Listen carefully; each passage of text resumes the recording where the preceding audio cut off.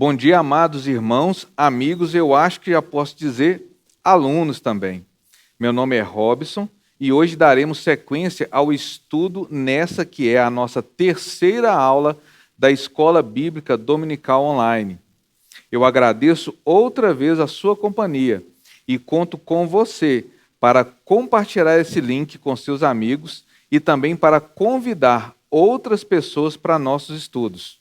Lembrando que, se esta for a primeira aula que você assiste dessa série, insisto que você volte até a primeira aula, pois você verá detalhes sobre a formação do povo de Israel, questões ligadas à estruturação da nação e o motivo pelo qual eles foram conquistados por povos pagãos. Na aula de hoje, abordaremos o período persa, que foi do ano 535 a 333 a.C. Mas antes de iniciarmos, eu convido você a se unir a mim numa oração ao nosso Deus. Vamos orar? Senhor, querido Deus, eterno Pai, te agradecemos, Senhor, por mais esse dia que o Senhor nos dá. Te agradecemos, Senhor Deus, pela oportunidade que temos de aprender de Ti. Te pedimos, Senhor Deus, que seja com cada um que assiste essa aula, seja, Senhor Deus, com a Igreja Batista do Barro Preto, Senhor, para que seja uma igreja que sempre zele pela verdade do Evangelho. Colocamos nossas vidas nas Tuas mãos e te pedimos, Senhor Deus, que conduza todo esse estudo. É no nome de Jesus é que nós oramos. Amém. Então, terminamos a aula passada com os sobreviventes de Judá habitando o Império Caldeu. Com o tempo, mesmo em terra estranha, muitos judeus progrediram economicamente e conquistaram bens no cativeiro babilônico. Mas muitos ainda tinham saudade da terra de seus antepassados. 70 anos já haviam se passado entre a destruição completa de Jerusalém e o momento em que estavam vivendo. A maior parte dessa geração que testemunhou a queda de Judá já havia morrido, mas antes de partirem, fizeram uma coisa muito importante. Contaram a seus filhos e netos as histórias de Abraão, Isaque, Jacó, dos juízes que os libertaram tantas vezes, de reis como Davi e Salomão, os feitos de Ezequias e de muitos profetas e de como Deus falava através deles. Também contaram aos pequenos o motivo pelo qual eles estavam na Babilônia e prepararam a nova geração para fazer a coisa certa. Ensinar as novas gerações é uma responsabilidade de cada um que crê e segue a Jesus. Como você tem agido em relação à igreja do amanhã? Você tem preparado a nova geração, o seu filho, sobrinho ou neto, para fazer a coisa certa? Qual a última vez que você conversou sobre as coisas de Deus com aqueles que estão sob sua responsabilidade ou que estão próximos a você? A Bíblia é muito clara quanto a isso. Veja o que nos relata o texto de 1 Timóteo 5,8. Mas, se alguém não tem cuidado dos seus, e principalmente dos da sua família, negou a fé e é pior do que o infiel. Aos cativos de Judá havia amargura, tristeza pelos mortos, falta de uma liberdade completa e muito arrependimento por terem se afastado tanto de Deus. Pouco tempo antes de se cumprirem os 70 anos de cativeiro, Ciro II o Grande, rei da Média e da Pérsia, atual Irã, cresceu em poder e cada vez mais conquistava as nações ao seu redor. Durante anos, Ciro levou para dentro dos seus muros os melhores dentre os povos conquistados e por conta disso se fortaleceu e cresceu com o conhecimento adquirido dessas nações. Mas faltava vencer o grande povo caldeu e tomar a sua linda capital. A Babilônia era uma cidade pensada e ornamentada como um oásis no deserto. Linda e avançada, era uma das 7 maravilhas do mundo antigo, e os seus jardins suspensos permeiam o imaginário dos arboristas até o dia de hoje. Além da beleza, a capital dos caldeus contava com um sistema de proteção praticamente invencível. Soldados fortemente armados como vigias em pontos estratégicos, gigantescas muralhas e fossos profundos alimentados pelo rio Eufrates que circulavam toda a cidade. Por tudo isso, esta era reconhecidamente a cidade mais imponente do Oriente Médio. Os homens de Ciro, liderados pelo general Dario, desviaram o rio Eufrates do seu leito original, fazendo com que o nível da água baixasse no canal que circulava e protegia a cidade. Então, com a água pela coxa, os soldados caminharam durante a madrugada pelo fosso até os portões que se encontravam meio entreabertos. A soberba dos babilônios era tão grande que consideravam impossível um ataque direto contra aquele sistema de defesa tão perfeito e natural da cidade. Segundo os historiadores, na noite do ataque, os nobres e a elite do exército caldeu estavam numa grande festa, incluindo Belsazar, regente e filho do rei Nabônides, que naquela noite estava marchando no deserto para enfrentar Ciro. Esse relato também pode ser encontrado na Bíblia, no livro do profeta Daniel, no capítulo 5. Após a morte de Belsazar por Dario, a batalha final entre Ciro e Nabônides se deu fora da Babilônia, lá no deserto, preservando a cidade e evitando muitas mortes civis, inclusive dos judeus. Como relatado no livro do profeta Daniel, após a queda da Babilônia, Ciro deixou Dario como governador local, voltou para a Pérsia e poucos meses depois promulgou uma lei permitindo que o povo judeu retornasse para a sua terra, a fim de reconstruir o templo.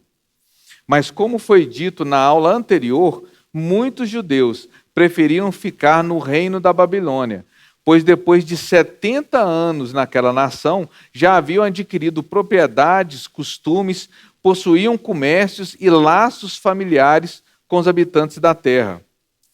Como os domínios do reino da Pérsia eram muito amplos, os judeus que não retornaram para Jerusalém acabaram migrando para outras cidades deste extenso império, e com eles sinagogas foram formadas nessas localidades. Essa dispersão preparou o mundo para o advento do Evangelho séculos mais tarde, pois estas sinagogas, como já sabemos, foram palco de muitas pregações dos primeiros cristãos. Para aqueles que retornaram a Jerusalém, os conflitos contra filisteus, edomitas, moabitas, amonitas e samaritanos, dentre outros povos, que aproveitaram a fragilidade das cidades de Judá para atacá-las, só dificultava a reconquista e o restabelecimento da nação. A luta pela terra seria novamente uma dura realidade para Israel. Um dado importante para o nosso estudo é ressaltar que não houve libertação do povo, somente houve a permissão para a reconstrução do templo e repovoamento controlado. Mas o que é mais interessante sobre Ciro são as profecias a respeito dele séculos antes do seu nascimento e o grau de detalhes dessas profecias. Veja, por exemplo, as profecias de Jeremias e Isaías sobre Ciro. O cativeiro duraria 70 anos. Está lá em Jeremias 29, 10, que fala o seguinte: porque assim diz o Senhor, certamente que passados 70 anos em Babilônia, vos visitarei e cumprirei sobre vós a minha boa palavra, tornando a trazer-vos a este lugar. A Babilônia caiu frente ao Império Medo-Persa pouco antes dos 70 anos, e meses depois da conquista de Ciro, os judeus tiveram a permissão para voltar à sua terra. Agora, veja essa outra profecia que chega até a citar um homem chamado Ciro, que libertaria os judeus e reedificaria o templo. Lembrando que essa profecia foi realizada cerca de 200 anos antes, quando Jerusalém e o templo ainda estavam intactos. Isaías 44, 28 nos fala o seguinte: que digo de Ciro? É meu pastor e cumprirá tudo o que me apraz, dizendo também a Jerusalém: tu serás edificada, e ao templo tu serás fundado. Novamente, outra profecia em que um homem chamado Ciro seria levado por Deus, por amor do seu povo, para dominar as nações e deixar as portas abertas. Lembre-se que os portões da Babilônia estavam entreabertos por ocasião da conquista da cidade. Está lá em Isaías 45, de 1 a 4, e fala o seguinte: assim diz o Senhor ao seu ungido, a Ciro, a quem tomo pela mão direita, para abater as nações diante da tua face, e de cingir os lombos dos reis, para abrir diante dele as portas, e as portas não se fecharão. Eu irei adiante de ti, e endireitarei os caminhos tortuosos, quebrarei as portas de bronze, e despedaçarei os ferrolhos de ferro. Dar-te-ei os tesouros escondidos e as riquezas encobertas, para que saibas que eu sou o Senhor, o Deus de Israel, que chama pelo teu nome. Por amor do meu servo Jacó e de Israel, meu eleito, eu te chamei pelo teu nome. Pus o teu sobrenome, ainda que não me conhecesses. E ainda poderíamos citar a profecia de Isaías 44, 27, de que um rio seria seco, quando essa foi a estratégia usada por Ciro para conquistar os babilônios. Ou a profecia de Jeremias 51, 30, de que o exército babilônico deixaria de lutar, sendo que foi exatamente isso que aconteceu durante a conquista da cidade pelos persas. Enfim, Deus usou esse homem gentio, que não era judeu, que não o conhecia e que não possuía laços com Israel, para abençoar o povo judeu e permitir o retorno de muitos. Todo o período da reconstrução de Jerusalém e da Judéia como nação foi durante a dinastia persa. Está registrada nos livros de Esdras, Ester e Neemias. Para entender melhor os fatos desse período, veja essa linha de tempo. Ciro II o Grande, que reinou entre 559 e 530 a.C., foi registrado por Esdras, do capítulo 1 a 6, e mostra o primeiro e maior grupo de restauração que voltou a Jerusalém, com cerca de 60 mil homens aproximadamente e suas famílias. Esse grupo foi liderado por Zorobabel, que era descendente de Davi, juntamente com o sacerdote Josué. O objetivo de Zorobabel, nesse primeiro retorno, foi a construção do templo.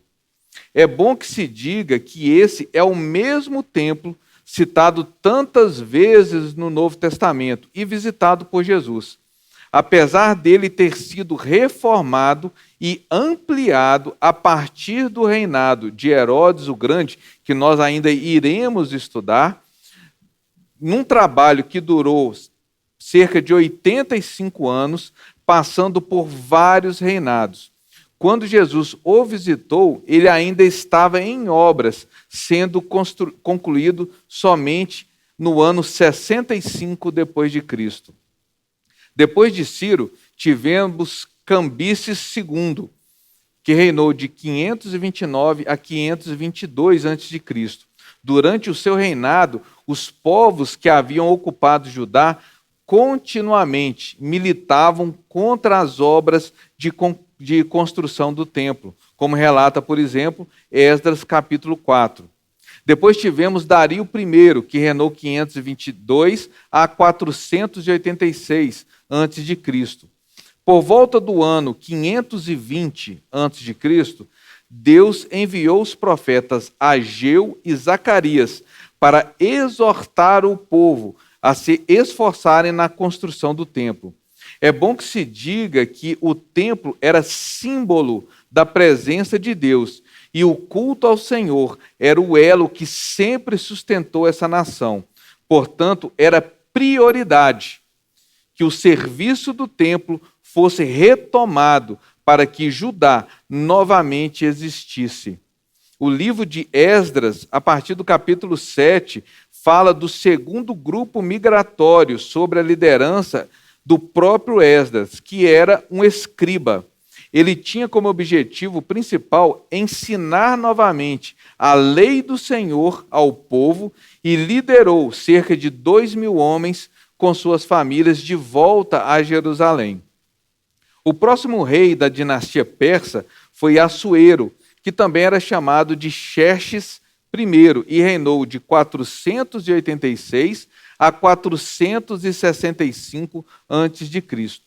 Assuero foi o marido de Ester, e a grande conquista que os judeus tiveram nessa época foi a permissão do rei para que eles se protegessem da perseguição de outros povos. Depois dele, tivemos ainda Artaxerxes I, que reinou de 465 a 424 a.C. Foi nesse tempo que Neemias buscou a reconstrução dos muros de Jerusalém, suas defesas e sua estrutura de governo. Perceba que os muros de Jerusalém estavam há mais de 120 anos destruídos. Os muros de uma cidade naquela época representavam a sua primeira linha de defesa. Neemias foi um grande líder e o seu livro é um verdadeiro manual de liderança para o povo de Deus. Ele retornou a Jerusalém com recursos doados pelo rei para reconstruir a cidade e mesmo diante de uma terrível oposição, Neemias foi usado por Deus para realizar um milagre: reconstruir os muros em apenas 52 dias. Ele também dividiu o povo entre as cidades para que o território fosse novamente ocupado e iniciou o processo de organização administrativa da nação. Como último imperador persa, temos Dario II, que reinou de 424 a 405 a.C. Ele foi o último grande rei da dinastia persa. Seus filhos lutaram entre si pelo poder, o que enfraqueceu muito o reino, já fragilizado por guerras de independência contra o Egito e a Grécia e por várias revoltas internas dos seus súditos. Por fim, Alexandre o Grande venceu os persas e iniciou um novo império. Durante o domínio persa, a Judéia não possuía reis e passou a ser dirigida pelos sacerdotes. Estes prestavam contas ao governo persa, o que permitia aos judeus uma boa autonomia administrativa, mas que rebaixou o sacerdócio a uma função política. O sumo sacerdote não era mais indicado de acordo com a lei de Moisés ou pela sua linhagem levítica, mas tornou-se uma força política a serviço da potência dominadora. Havia inveja, intrigas e até mesmo assassinatos na disputa pela honra de ocupar o posto que deixou de ser um poder espiritual para se tornar um poder corrupto e soberbo. Talvez por conta disso é que Jesus fez duras críticas ao sacerdócio enquanto esteve por aqui. Vale a pena depois conferir especialmente o capítulo 23 de Mateus, em que o Senhor fala direto para os líderes religiosos do seu tempo. Podemos então notar algumas características desse período persa.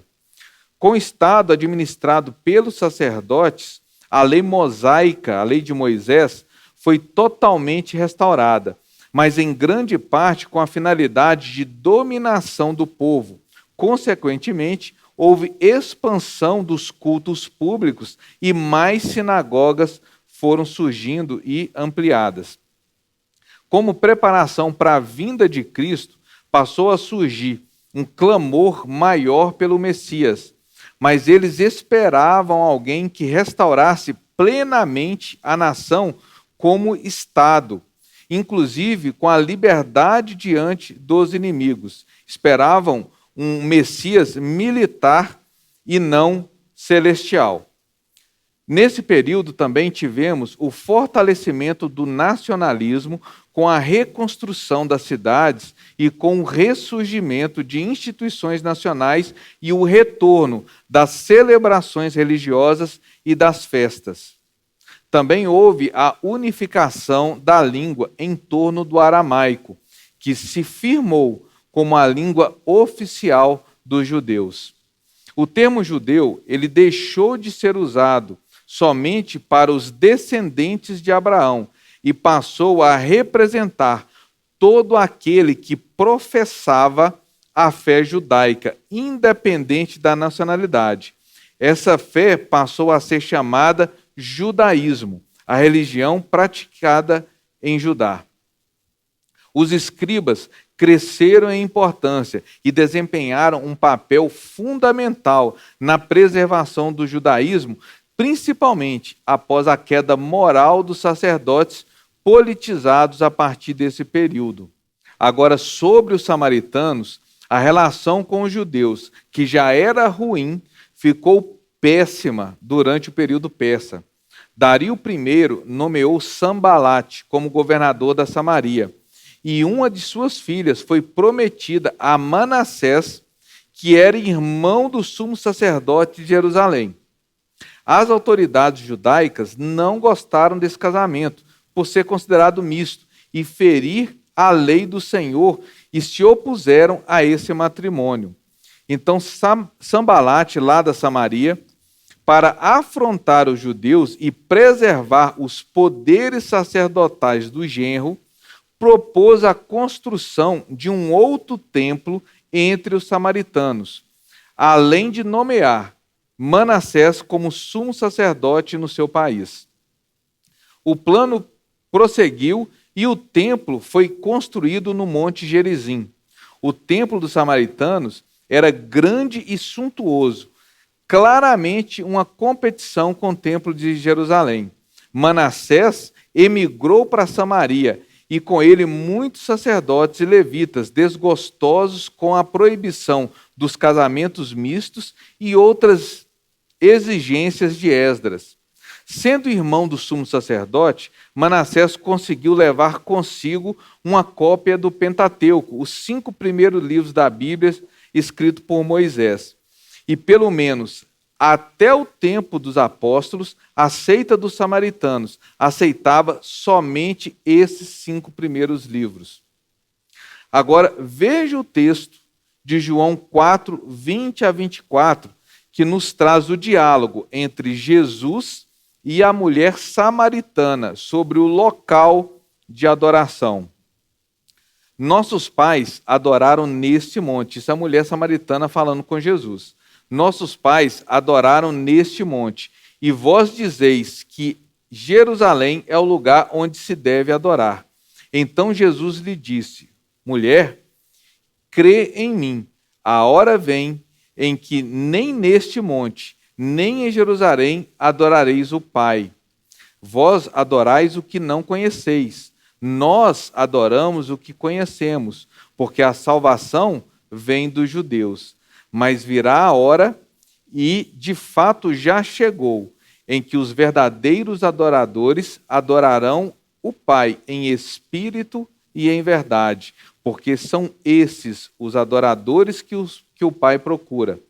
Deus é espírito, e é necessário que os que o adorem em espírito e em verdade.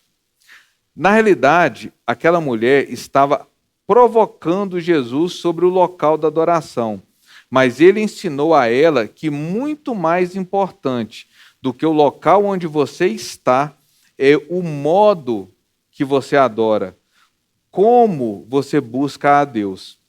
O cristão verdadeiro é aquele que transformou a própria vida num culto que nunca termina. O teólogo A.W. Tozer disse certa vez que o culto é mais do que canções que cantamos aos domingos. É a vida que vivemos o resto da semana. E isso é uma grande verdade que Jesus queria ensinar para aquela mulher. Outros motivos da desavença entre judeus e samaritanos. As 10 tribos, a gente abordou isso na primeira aula, lá ainda na primeira aula, as 10 tribos do norte, povo que se tornaria os samaritanos, abandonaram as 2 tribos do sul, proclamando a independência e enfraquecendo todo o reino. Como vimos então na aula passada, os samaritanos são fruto de uma miscigenação promovida pelos assírios e acabaram perdendo a sua identidade genética, cultural e religiosa, e isso causava repulsa aos judeus. Os samaritanos também se opuseram o quanto puderam ao renascimento da nação judaica, sendo grandes opositores, principalmente de Zorobabel e de Neemias, durante as obras de construção do templo e dos muros de Jerusalém. Agora você pode entender melhor a parábola do bom samaritano, em que Cristo, falando aos judeus, conta que um homem que havia sido assaltado e necessitando de cuidados, um sacerdote e um levita que representavam a elite da sociedade judaica, se desviaram dele. Mas um samaritano, povo odiado, se compadeceu do homem e ajudou o ferido.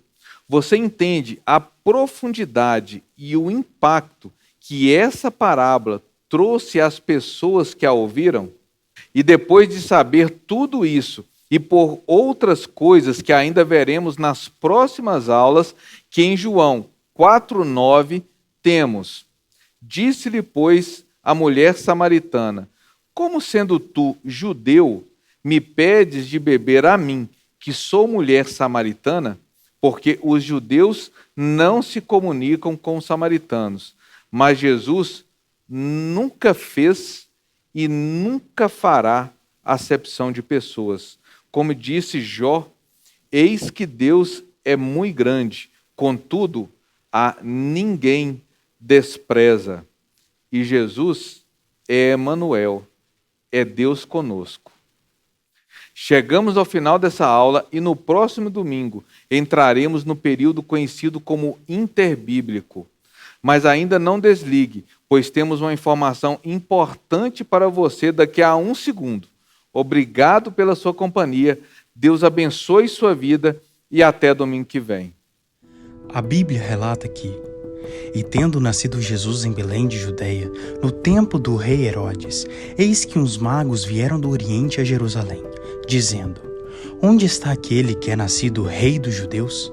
Porque vimos a sua estrela no Oriente e viemos a adorá-lo. Porque assim está escrito pelo profeta: e tu, Belém, terra de Judá, de modo nenhum és a menor entre as capitais de Judá, porque de ti sairá o guia, que há de apacentar o meu povo de Israel. Os magos do Oriente foram os primeiros não-judeus a crerem em Jesus. A tradição atribuiu a nacionalidade deles às longínquas regiões da Babilônia e da Pérsia. Então, pense comigo, como eles poderiam saber sobre o Messias judeu? Como eles poderiam citar tão claramente a profecia de Miqueias 5:2? A linha mais aceita é que eles eram os descendentes dos antigos judeus que não voltaram para Jerusalém após a libertação de Ciro, no período persa. Por isso é que sabiam tanto sobre a esperança de Israel e o povo que um dia foi seu. Os presentes ofertados pelos magos eram de alto valor, dignos de um rei. O ouro representava a realeza, o incenso, a divindade, e a mirra era um unguento usado no embelezamento dos nobres. Certamente, esses presentes, pelo valor elevado, foram importantes para José e para Maria na sua subsistência em Belém e na longa viagem que fizeram para o Egito. O relato dos reis magos nos mostra que Jesus, ainda que bebê, foi apresentado a um possível grupo de judeus miscigenados e esquecidos por sua gente, mas jamais abandonados por Deus. O Senhor cumpre o que promete e apresentou o bom pastor às ovelhas perdidas da casa de Israel, a todas elas.